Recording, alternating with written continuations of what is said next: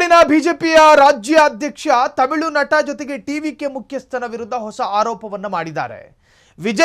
ವಿಜಯ ಸಾಧಿಸಬೇಕು ಅಂದ್ರೆ ಸಿನಿಮಾ ನಟಿ ತ್ರಿಷಾ ಮನೆಯಿಂದ ಹೊರಬರಬೇಕು ಅಂತ ಹೇಳಿ ವಿವಾದಾತ್ಮಕ ಹೇಳಿಕೆ ಕೊಟ್ಟಿದ್ದಾರೆ. ತಮಿಳು ನಟ ಟಿವಿಕೆ ವಿರುದ್ಧ ಮತ್ತೊಂದು ಗುರುತರ ಆರೋಪ. ವಿಜಯ್ ಮೊದಲು ತ್ರಿಷಾ ಮನೆಯಿಂದ ಹೊರಗೆ ಬರಬೇಕು, ಹಂಗಂದ್ರೇನು?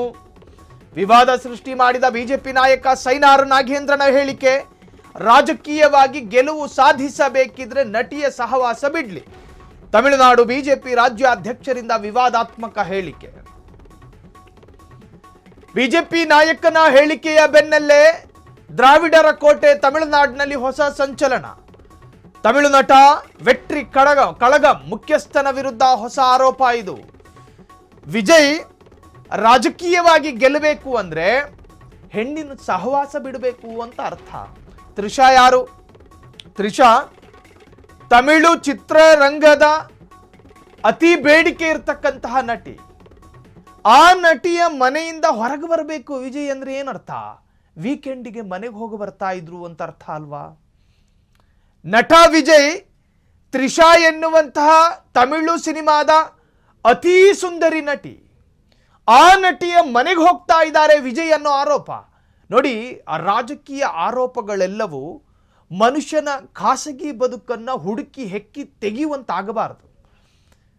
ಈ ಭೂಮಿಯ ಪ್ರತಿಯೊಬ್ಬ ಮನುಷ್ಯನೂ ಕೂಡ ನರಮಾನವನೇ, ಪ್ರತಿಯೊಬ್ಬ ಮನುಷ್ಯನೂ ಕೂಡ ದುರ್ಬಲನೇ.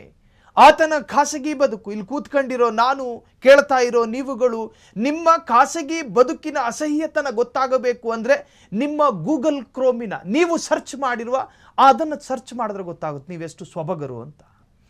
ಅದರರ್ಥ ಪ್ರತಿ ಮನುಷ್ಯನಲ್ಲಿಯೂ ಕೂಡ ಆತನ ಖಾಸಗಿ ಬದುಕಲ್ಲಿ ತಪ್ಪು ನಡೆದಿರ್ತಾವೆ. ಅದರರ್ಥ ಆತನ ಖಾಸಗಿ ಬದುಕನ್ನು ರಾಜಕೀಯವಾದ ಆರೋಪವಾಗಿ ಅದನ್ನು ಸ್ವೀಕಾರ ಮಾಡ್ಕೋಬಾರದು.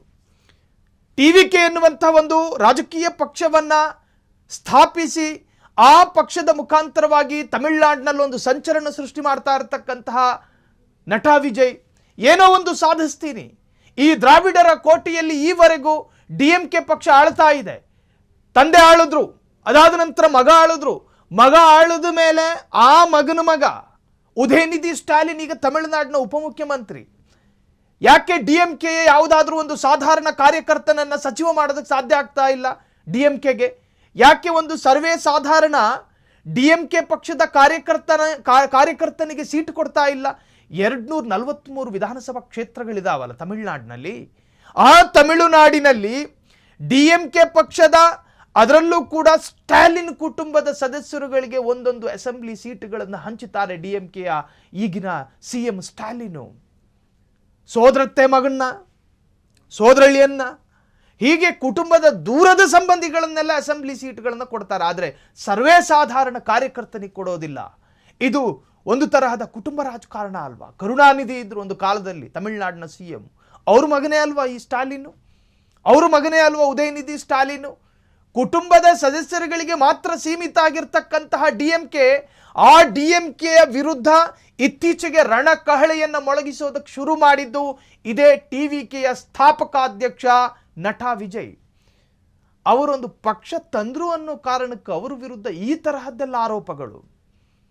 ಅವರ ಸಭೆಗಳು ನಡೆಯುವಾಗ ಪರ್ಮಿಷನ್ ಕೊಡೋದಿಲ್ಲ ತಮಿಳುನಾಡಿನಲ್ಲಿ. ಮೊನ್ನೆ ಸೇಲಂನಲ್ಲಿ ಒಂದು ಸಾವಾಯಿತು. ಅದಕ್ಕೂ ಮುಂಚಿತವಾಗಿ 10ಕ್ಕಿಂತ ಹೆಚ್ಚು ಜನ ಕಾಲ್ತುಳಿತಕ್ಕೆ ಸತ್ರು. ಇವೆಲ್ಲವನ್ನೂ ಮುಂದಿಟ್ಟುಕೊಂಡು ವಿಜಯ್ನನ್ನ ಸೋಲಿಸಬಹುದು ಅಂತ ಅನ್ಕೊಂಡ್ರೆ ಈ ಕಾಲಘಟ್ಟದಲ್ಲಿ ಸಾಧ್ಯ ಇಲ್ಲ. ಕಾರಣ ಏನು? 10 ಜನರ ಸಾವಿನ ಸುದ್ದಿ ನಟ ವಿಜಯ್ TVK ಪಕ್ಷ ಮಾಡಿದ್ದಾರೆ ಅಂತ ಹೇಳಿ ಜನರಿಗೆ ಗೊತ್ತಾಯಿತು. ಅಷ್ಟರ ಮಟ್ಟಿಗಿನ ಪ್ರಚಾರ ಸಿಕ್ತವರಿಗೆ. ಸೇಲಂನಲ್ಲಿ ಮತ್ತೊಂದು ಸಾವಾಯಿತು. ಸಾವುಗಳು ಆಗಬಾರ್ದು, ಅದನ್ನು ವಿಜೃಂಭಣೆಯಿಂದ ಹೇಳ್ತಿರೋದಲ್ಲ.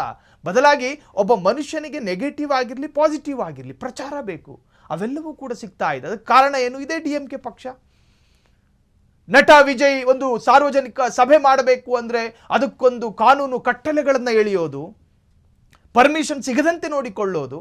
ಈಗ ಅಲ್ಲಿನ ಬಿಜೆಪಿಯ ರಾಜ್ಯಾಧ್ಯಕ್ಷ, ನೂತನ ರಾಜ್ಯಾಧ್ಯಕ್ಷ ಅಣ್ಣಾಮಲೈ ಬಿಟ್ಟ ನಂತರ ಸ್ವೀಕಾರ ಮಾಡಿಕೊಂಡ ರಾಜ್ಯಾಧ್ಯಕ್ಷ ಹೇಳ್ತಾರೆ ನಾಗೇಂದ್ರ, ನಟ ವಿಜಯ್ ಪೊಲಿಟಿಕಲ್ ಆಗಿ ಸಾಧನೆ ಮಾಡಬೇಕು ಅಂದರೆ ನಟಿ ತ್ರಿಷಾ ಮನೆಯಿಂದ ಹೊರಗೆ ಬರಬೇಕು. ಅದರರ್ಥ ತ್ರಿಷಾರನ್ನ ನಟ ವಿಜಯ್ ಇಟ್ಕೊಂಡಿದ್ದಾರೆ ಅನ್ನೋದು ಸ್ಪಷ್ಟವಾಗಿ ಹೇಳಲೇಬೇಕು.